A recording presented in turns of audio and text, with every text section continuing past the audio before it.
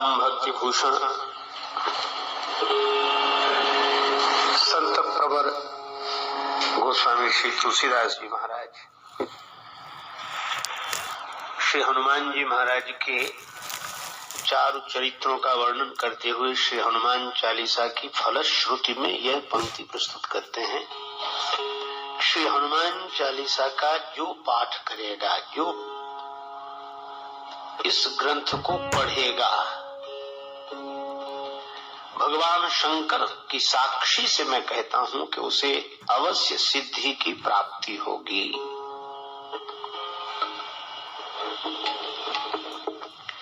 जिस ग्रंथ की ऐसी महिमा, जो पढ़े, जो का अर्थ कोई भी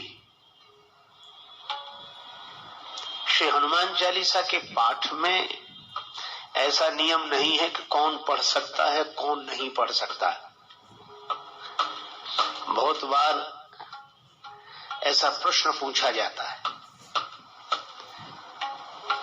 एक मैया ने मुझसे पूछा कि महाराज, हम हनुमान चालीसा पढ़ सकते हैं क्या? माताओं को हनुमान चालीसा पढ़ने का अधिकार है? हमने कहा, माता जी हमसे क्या पूछ रही हो? श्री हनुमान चालीसा ने ही उत्तर दिया है। जो यह पढ़े हनुमान चालीसा, जो पढ़े, चाहे वह महिला हो, पुरुष हो, बालक हो, वृद्ध हो, युवक हो, रोगी हो, निरोगी हो,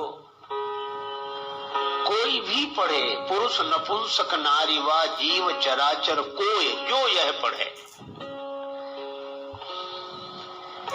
एक तो हर किसी को पढ़ने का अधिकार है, हर समय अधिकार है श्री हनुमान चालीसा पढ़ने का। और दूसरी बात, पढ़ने में कोई शर्त नहीं कि मन लगाकर पढ़ो, सावधानी पूर्वक पढ़ो, सवेरे सवेरे पढ़ो, पूरब की तरफ मुख करके पढ़ो, आसन लगाकर पढ़ो, उत्तर की तरफ देखकर पढ़ो, उत्तर की तरफ देखकर पढ़ो।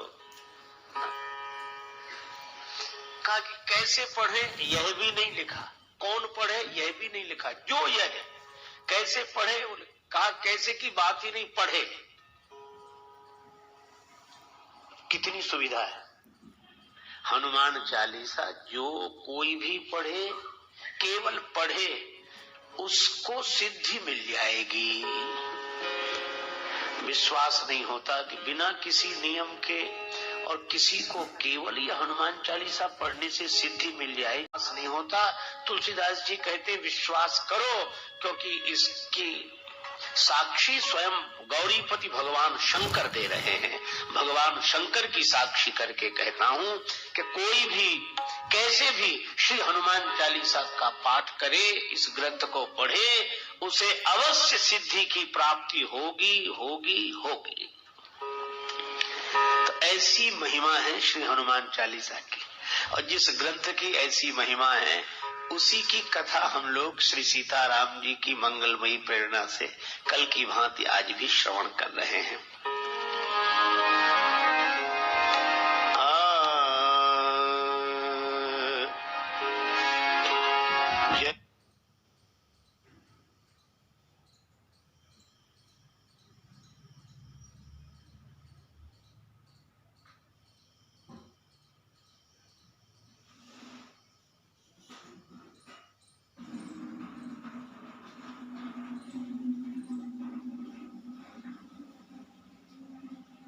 हनुमान ज्ञान गुण सागर, जय हनुमान, जय हनुमान, ज्ञान गुण सागर,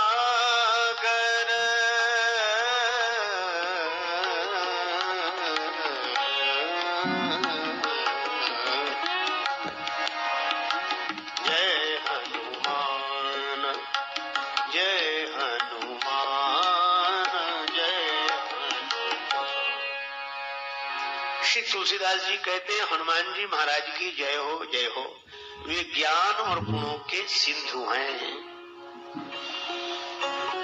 ज्ञान के सिंधु हैं क्योंकि सूर्य भगवान से उन्होंने ज्ञान प्राप्त किया है, ज्ञानियों में अग्रगण्य है। गुण सागर है। कल कहा गया था कि जहां गुण है वहां दोष है। केवल गुण ही गुण किसी के जीवन में हो, यह प्रकृति के नियम के विरुद्ध है। किंतु हनुमान जी में दोष नहीं, गुण ही गुण है। क्यों? इसलिए क्योंकि जानकी माता ने उन्हें आशीर्वाद दिया है, सुन सुत सद्गुण सकल तव हृदय बसहु हनुमंत। जानकी माता के आशीर्वाद से वे सकल गुण निधानम हैं, अखिल गुणगण निलय हैं श्री हनुमान जी महाराज। और एक बात और है, गुण सज्जन के पास इकट्ठे होकर रहते हैं। जैसे वर्षा चारों तरफ होती है, पानी बरसता है फिर बहता है, पर तालाब में जाकर ठहरता है। भगवान श्री राम जी ने लक्ष्मण जी से यही कहा, सिमिट सिमिट जल भरहि तलावा, जिम सद्गुण सज्जन पहि आवा। सद्गुण सज्जन के जीवन में ठहरते हैं। तो हनुमान जी महाराज सज्जन हैं, इसलिए सारे गुण उनमें इकट्ठे हो गए। तो आप कहेंगे सज्जन की पहचान क्या? देखो, ऐसे तो हम लोग किसी को भी सज्जन कहते हैं, कहना ही चाहिए, यह बड़े सज्जन हैं, एक सज्जन मुझे मिले, ऐसे कहते हैं। किंतु श्री रामचरितमानस में सज्जन की 3 परिभाषाएं दी। एक तो स्वयं श्री हनुमान जी ने बताया सज्जन कौन, एक भगवान श्री राम जी ने बताया सज्जन कौन, और एक श्री तुलसीदास जी ने सज्जन की परिभाषा दी। कृष्ण जी अभी जागे हैं और श्री राम राम राम स्मरण करने लगे, तो हनुमान जी क्या बोले? मन ही मन राम राम ते ही सुमिरन कीन्हा, हृदय हरस कपि सज्जन कीन्हा।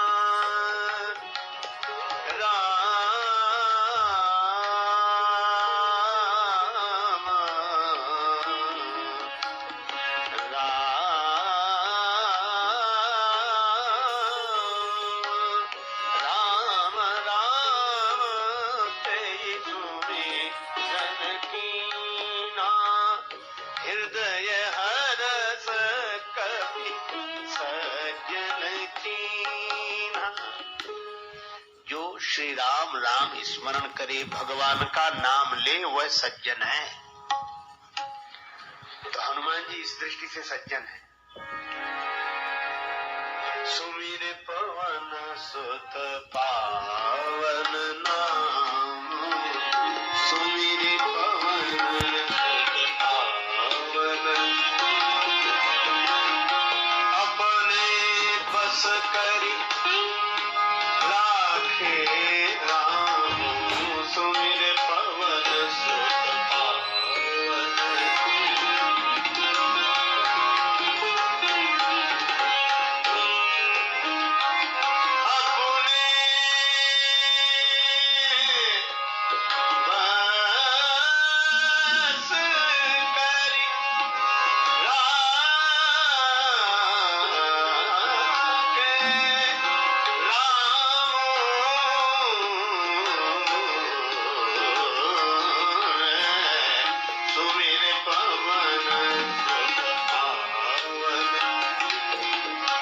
आज तक सबको दे रहे हैं।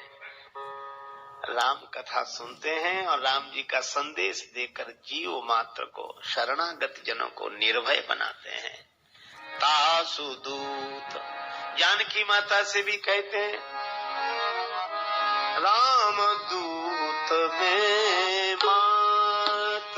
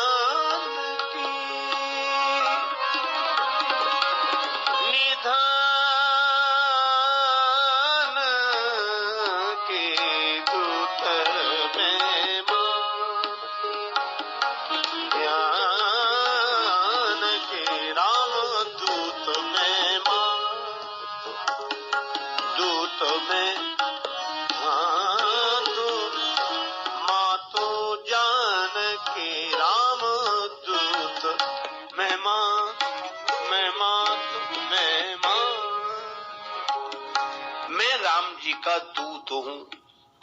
अच्छा, दूत होने के साथ विशेष बात क्या है? दूत वह है जिसका अपना अभिमान नहीं होता। संदेश भी स्वामी का, शक्ति भी स्वामी की, सब कुछ स्वामी का है। मैं तो केवल सूचना देने वाला, मेरा अपना कुछ नहीं। दूत माध्यम होता है और माध्यम अभिमान शून्य होता है। अभिमान शून्य हुए बिना कोई माध्यम हो नहीं सकता। किसी ने दरवाजे से कहा कि दरवाजे धन्यवाद, क्यों? तुम न खुलते तो रोशनी न मिलती, तुम खुल गए तो हमें रोशनी मिल गई।